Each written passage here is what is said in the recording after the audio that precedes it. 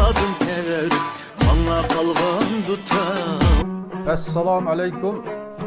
Hürmetli körünmeler. Uygur Avrupa Ansambli Muhtar Media Duttar dershanısıga tekrar hoş geldinler. Bugün 4. ders başlandı.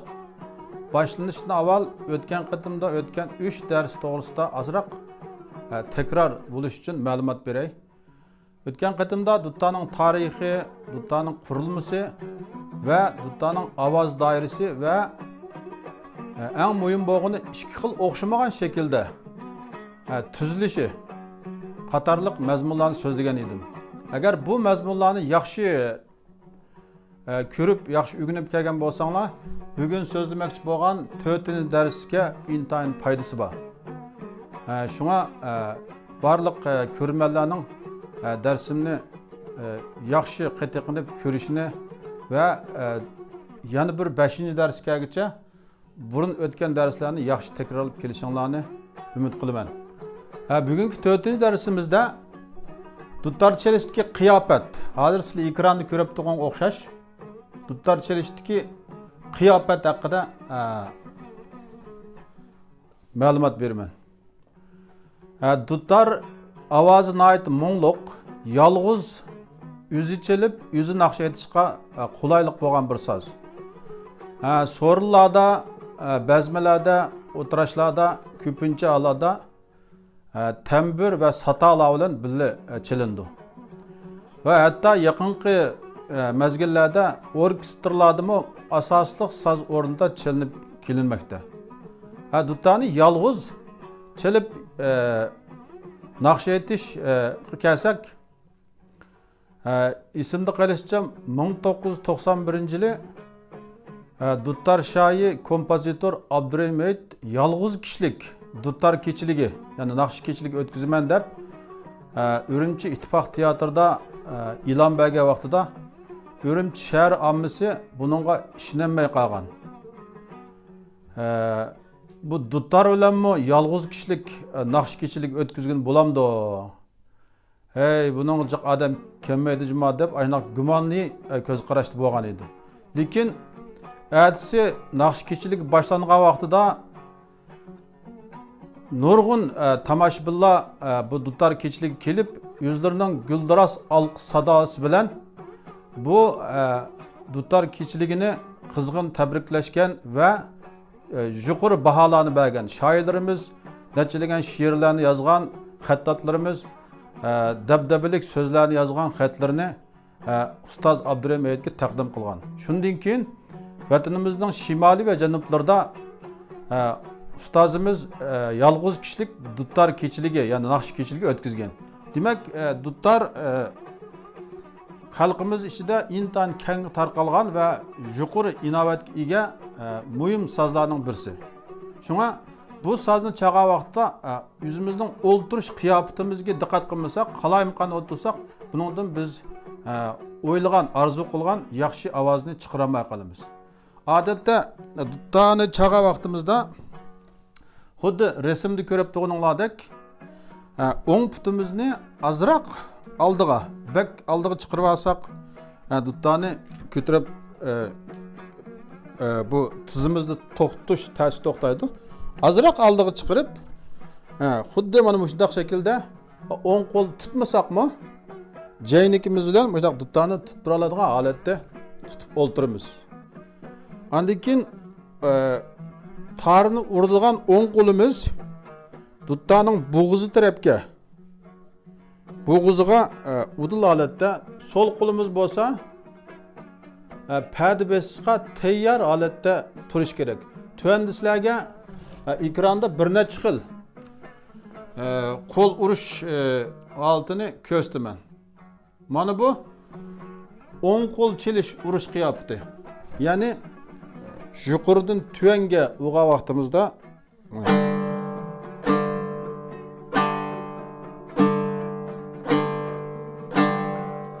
bo'ladi. Endi tuvandan yuqoriga chelish usuli. Ular chiqadi.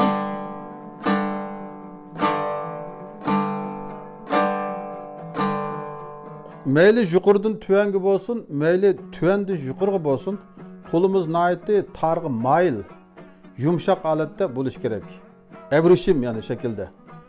Qattiq agar qo'limiz qattiq bo'lgan vaqtida duttaning qoniga tekitadi, duttani ilib, tarni ilib chiqib bir xil quloqqa qo'shaqmaydigan bir xil aralashma sat ovoz chiqib qoladi.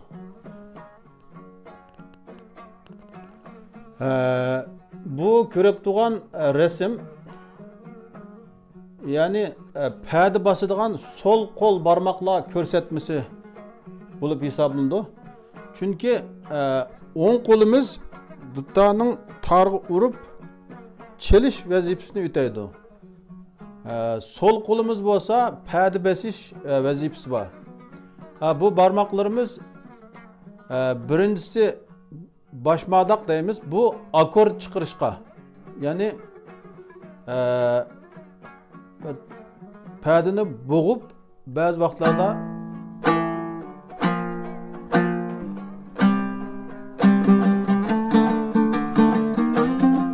shunga o'xshash akord chiqarishga mas'ul.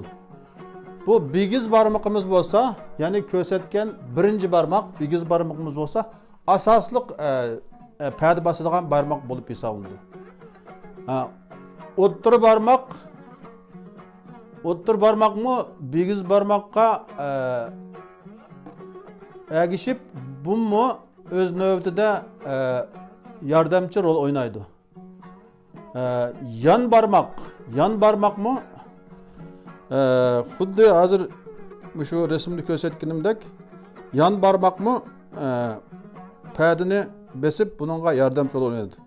Eng oxirgi chimchiloq, ya'ni 4-chi barmoq chimchiloq qo'limizmi pədini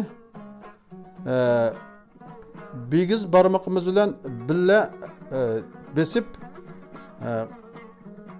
ravan chalishimiz uchun intayin muhim rol o'ynaydi. Tuvanda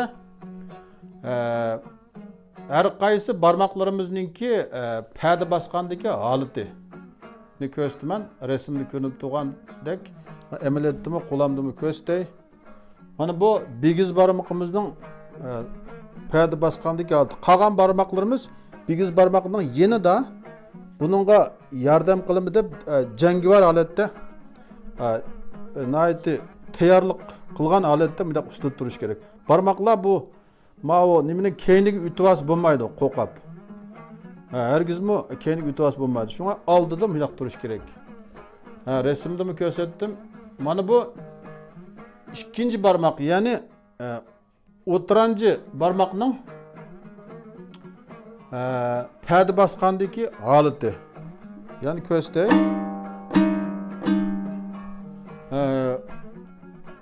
Bu 3-chi barmoqning pədi basqandagi holati. Mana amaliyotda ko'rib turganinglardek 3-chi barmoq pədi basqan vaqtida bu shunday ko'rinadi. Ham sizlarmi bu shunday besishni mashq qilishingiz kerak. Mana bu 4-chi barmoqning pədi basqandagi holati. 4li barmoq mushdaq pədining dal ustida turish kerak. Barmoqlar pədidan o'tib ketgan vaqtida o'xshamaydigan ovoz chiqib qoladi. Cho'qim pədining ustiga va yoki azroq oldida, pədining azroq oldida bo'lsa texim yaxshi. Agar azroq o'tib ketib qolsa, buningdan biz o'ylagandek durust ovoz chiqmay qoladi. Endi baş barmoqning pədi basqandagi holati. Bayatın deganimdek baş barmoqimiz akord chiqarishga mas'ul. Akord. Shunga o'xshash oldidagi pədilarni bo'g'ib turib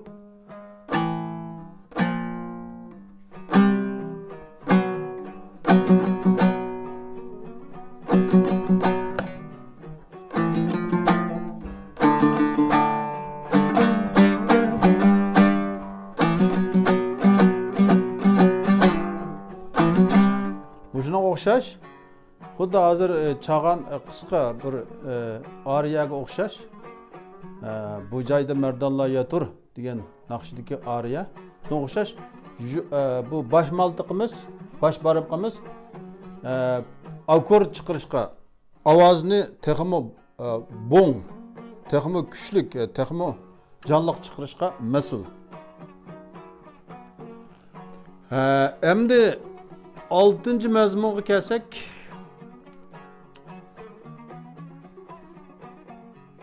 bu qol uruş hərəkət məşqləri dedik bununda. Bununda tövəndə görüb doğanlarda 8 türlük məşqni hazır sizlər bilan birlikdə elib barman. Əgər qulağınızda dutta bo'lib qolsa, bu shu videoni ko'rish bilan birga sizlar dutlarni elib qulağınıza bu shu 8 xil urush harakat mashqlarini birga qilsangiz bo'ladi. Deganimga o'xshash 8 xil qo'l urush harakatining birinchisi bigiz barmoq bilan bigiz barmoqimiz andiki boshmadoqning tuvanga tushishi.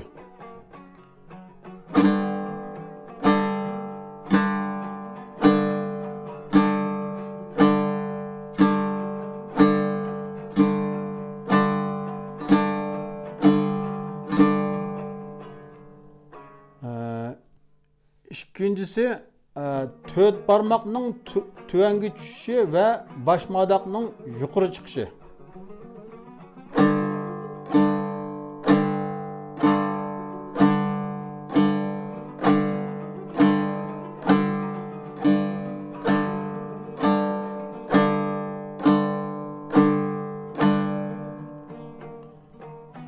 Üçüncüsü, bigiz barmağının tuvanga tushishi va baş parmağının yuqori chiqishi.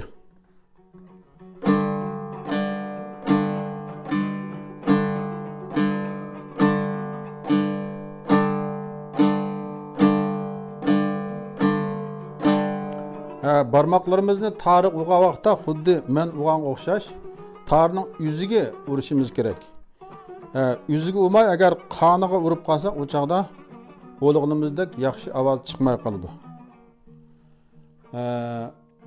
To'rtinchisi bo'lsa, bigiz barmoq bilan bosh barmoq birlashib, bigiz barmoqning tuvanga tushishi va yuqoriga chiqishi.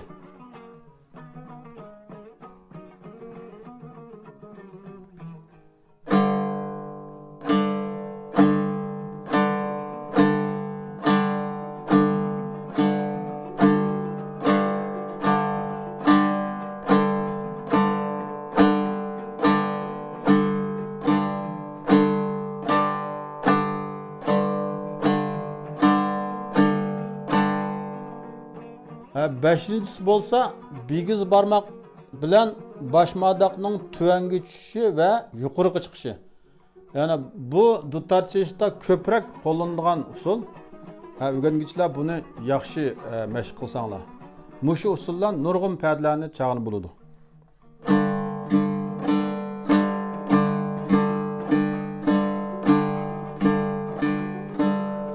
Taxim astı-chalay.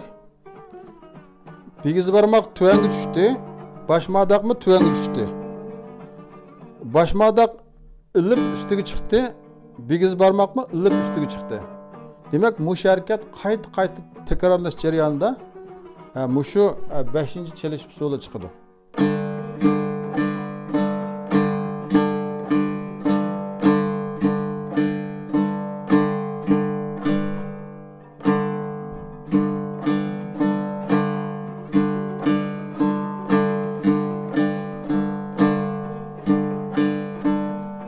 Eğer bunu bu hazır asta aldı, bunu tizlediği vaktimizde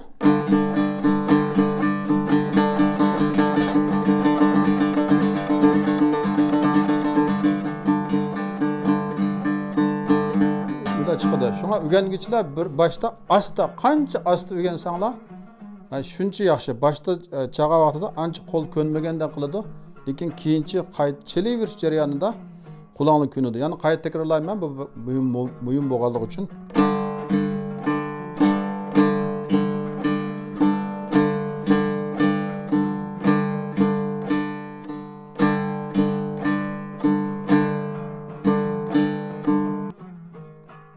Altıncı məşq bolsa, to'rt barmoqning tuvanga tushishi, boshmadoqning tuvanga tushishi. Andan keyin bosh barmoqning yuqoriga chiqishi va bigiz barmoqning yuqoriga chiqishi.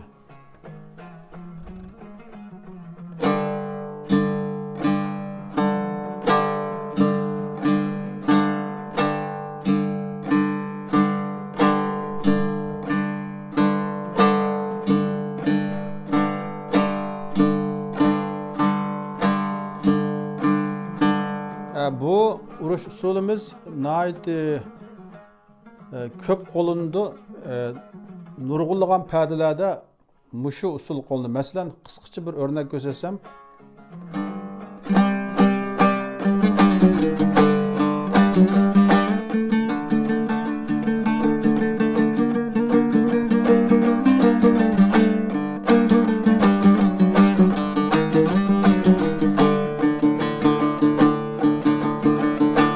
mushu 6-cı usulda çağan aham mushu. Şuna 4 barmoqning tuvangi tushishi, bosh madaqning tuvangi tushishi. Bosh barmoqning yuqoriga chiqishi, bigiz barmoqning yuqoriga chiqishi.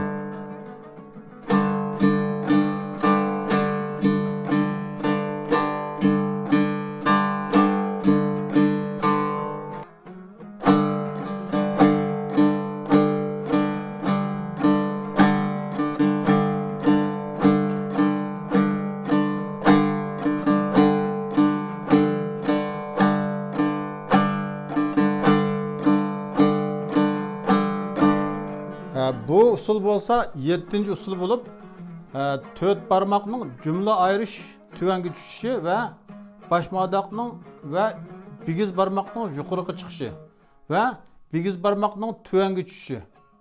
Bosh madaqning yuqoriga chiqishi.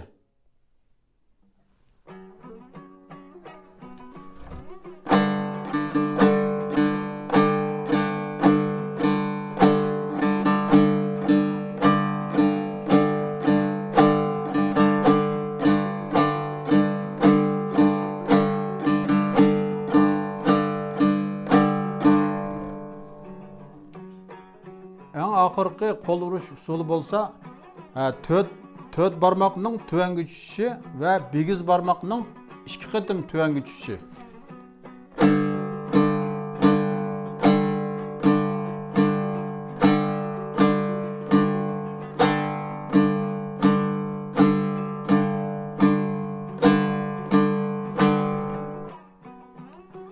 Hurmatli ko'rmanlar, vaqt munosabati bilan bugungi darsimiz mushiyat oxirlashdi.